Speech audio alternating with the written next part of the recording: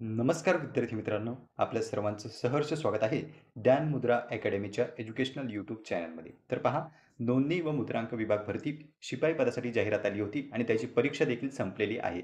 आता यानंतरचा टप्पा आहे तुमचा, तो म्हणजे निकालाचा. निकाल लागल्याच्या नंतर डॉक्युमेंट व्हेरिफिकेशन होणार आहे आणि बऱ्याच विद्यार्थ्यांना प्रश्न आहे की नेमके डॉक्युमेंट कोणकोणते लागतात. तर आपण आजच्या व्हिडिओमध्ये जे काही महत्त्वपूर्ण कागदपत्रे आहेत त्यांची माहिती जाणून घेऊया. चला तर मग सुरुवात करूया आजच्या व्हिडिओला. त्यापूर्वी पहा मित्रांनो, जर तुम्ही चॅनलवर पहिल्यांदा आलेले असाल तर चॅनलला सबस्क्राईब करून घ्या, जेणेकरून कोणतीही महत्त्वपूर्ण माहिती, नवीन अपडेट तुमच्याकडून मिस होणार नाही. आणि ज्या काही नवीन जाहिराती येतात त्याचीसुद्धा माहिती तुम्हाला वेळोवेळी मिळत राहील. डिस्क्रिप्शन बॉक्समध्ये टेलिग्रामची लिंक आहे. टेलिग्रामलाही तुम्ही जॉइन होऊ शकता, म्हणजे छोट्यात छोटी अपडेट तुमच्याकडून मिस होणार नाही. तर पहा मित्रांनो, या ठिकाणी आपण अधिकृत जाहिरातीवर आलेलो आहोत. बऱ्याच जणांचा प्रश्न आहे की एक्सपेक्टेड कट ऑफ काय असू शकतो. तर एक्सपेक्टेड कट ऑफवर आपण ऑलरेडी व्हिडिओ तयार केलेला आहे. तो व्हिडिओ जाऊन तुम्ही पाहू शकता. आता पहा, इथे प्रश्न असा आहे की नेमकी कोणकोणत्या प्रक्रियेतून आपली जी भरती आहे ती जाणार आहे. सुरुवात प्रथम जाहिरात आली होती, म्हणजे ॲडव्हर्टाइजमेंट. त्यानंतर तुमची एक्झाम झालेली आहे.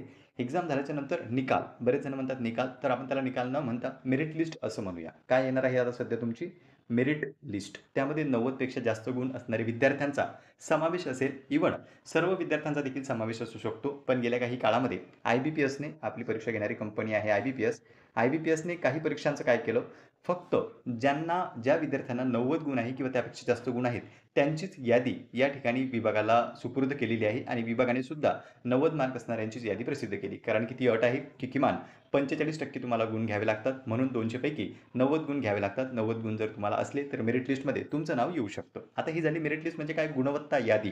यामध्ये सर्व विद्यार्थ्यांची नावे राहतील, म्हणजे जे सिलेक्ट होतील त्यांचे सुद्धा, आणि ज्यांचं सिलेक्शन होणार नाही ते सुद्धा. ज्यांना 90 पेक्षा जास्त मार्क राहतील त्या सर्वांची नावे आपल्याला मेरिट लिस्टमध्ये दिसू शकतात. यानंतर दुसरी जी लिस्ट लागणार आहे ती राहील टेंटेटिव्ह सिलेक्शन लिस्ट. म्हणजे प्रोसेस पहा कशी राहील. सुरुवातीला येणार आहे मेरिट लिस्ट, आपण त्याला गुणवत्ता यादी असं म्हणतो.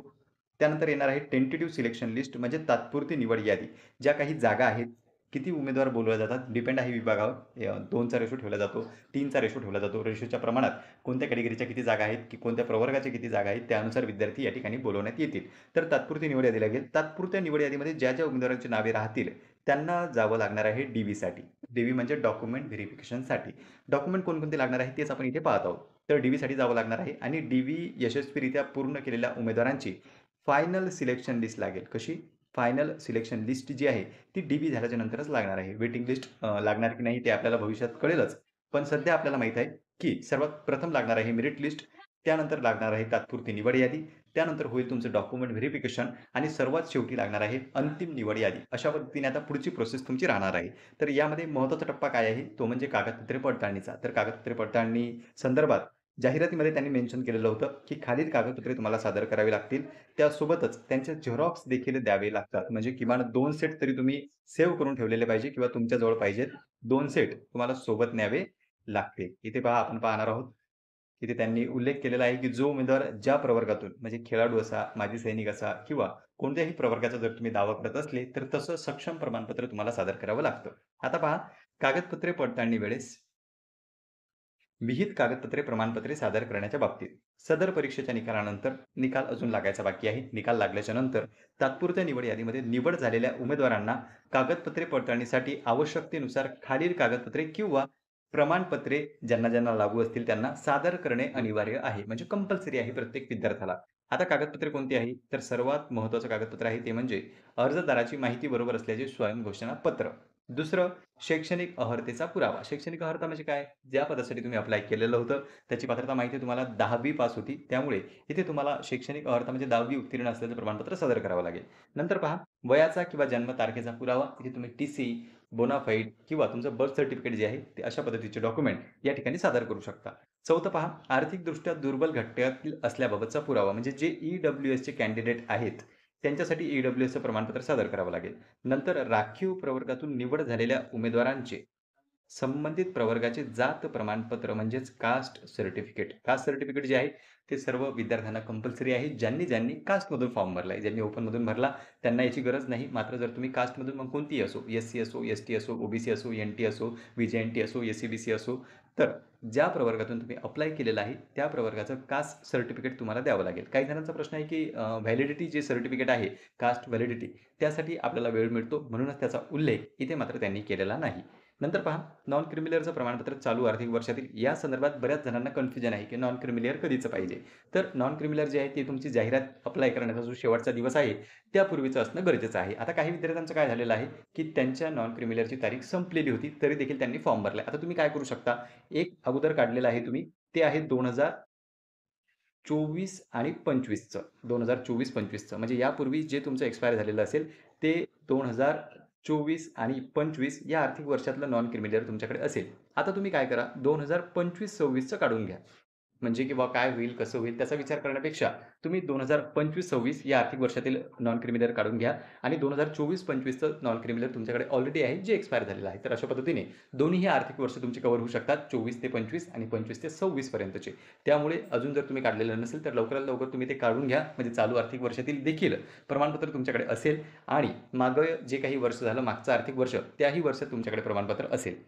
इथे पहा, आणखी जर आपण पाहिलं तर पुढे आहे की पात्र दिव्यांग व्यक्ती असल्याबाबतचा पुरावा. म्हणजे जर तुम्ही दिव्यांग व्यक्ती असाल, हँडिकॅप पर्सन जर असाल, तर या ठिकाणी तसं प्रमाणपत्र तुम्हाला सादर करावं लागेल. नंतर माजी सैनिक असल्याबाबतचा पुरावा. जर एक्स सर्व्हिसमॅन असाल तर तेही तुम्हाला प्रमाणपत्र सादर करावं लागेल.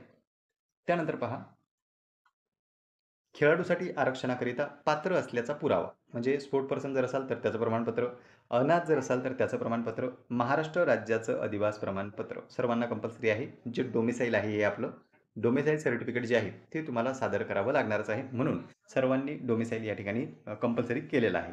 नंतर पहा 12व्या क्रमांकाचा पॉइंट आहे. महाराष्ट्र कर्नाटक सीमा भागातील महाराष्ट्र शासनाने दावा सांगितलेल्या 865 गावातील मराठी भाषिक उमेदवारांना सक्षम प्राधिकाऱ्याने दिलेले विहित नमुन्यातील दाखला. म्हणजे जर तुम्ही कर्नाटक सीमेवर राहत असाल, 865 गावात जर मोडत असाल, तर सक्षम प्राधिकाऱ्याने दिलेला दाखला हा देखील तुम्हाला डॉक्युमेंट व्हेरिफिकेशनसाठी लागणार आहे. नंतर पहा 13व्या क्रमांकाचा पॉइंट आहे, की विवाहित स्त्रियांच्या नावात बदल झाल्याचा पुरावा. आता ज्या काही फिमेल कॅन्डिडेट आहेत आपल्या, त्यांच्या नावामध्ये जर बदल झालेला असेल, तर तुम्ही एक मॅरेज सर्टिफिकेट किंवा राजपत्र देखील सादर करू शकता. 2 पैकी एक सादर केलं तरी देखील चालणार आहे. जो काही तुमच्या नावात बदल झालेला असेल, तर तुम्हाला हे सादर करावं लागेल. बदल जर झालेला नसेल, तर मात्र करण्याची गरज नाही. नंतर पहा 15व्या क्रमांकाचा पॉइंट आहे. 14वा पॉइंट, की मराठी भाषेचे ज्ञान असल्याचा पुरावा. आता बऱ्याच विद्यार्थ्यांना यात सुद्धा कन्फ्युजन आहे, की नेमका कोणता पुरावा लागतो. तर मराठी भाषा ऑलरेडी तुम्ही 10वी किंवा 12वी पेपर दिलेला असेलच आणि त्यामध्ये मराठी हा जर तुमचा लँग्वेज सब्जेक्ट असेल, तर तुम्हाला याबाबतचा कोणताही पुरावा देण्याची आवश्यकता नाही. ऑलरेडी तुम्ही बोर्डाची परीक्षा दिलेली आहे आणि त्यातही तुम्ही उत्तीर्ण झालेले आहात. त्यामुळे इथे तुम्हाला याच्याबाबत टेन्शन घेण्याची गरज नाही. नंतर पहा 15व्या क्रमांकाचा पॉइंट आहे, की लहान कुटुंबाचे प्रतिज्ञापत्र. आता हे प्रतिज्ञापत्र कसं असणार आहे, जसं की तुम्ही कोर्टाच्या भरतीमध्ये दिलेलं होतं. जिल्हा न्यायालय असो किंवा सर्वोच्च न्यायालय, उच्च न्यायालय देखील असतील. त्यामध्ये जर तुम्ही फॉर्म भरलेला असेल, ऑफलाईन पद्धतीने जर तुम्ही फॉर्म पाठवलेला असेल, तर त्यासोबत आपल्याला लहान कुटुंबाचे प्रतिज्ञापत्र हे द्यावं लागतं. त्यासोबतच 2 ओळखीच्या पुराव्यांचे 2 व्यक्ती असतात जे आपल्या ओळखीचे असतात किंवा आपल्याला ते ओळखतात. तर 2 व्यक्तींचे सुद्धा दाखले त्या ठिकाणी द्यावे लागतात आणि लहान कुटुंबाचं प्रमाणपत्रही बहुधा द्यावं लागतं. तर अशा पद्धतीने सुद्धा या ठिकाणी लहान कुटुंबाचं प्रमाणपत्र सादर करावं लागणार आहे.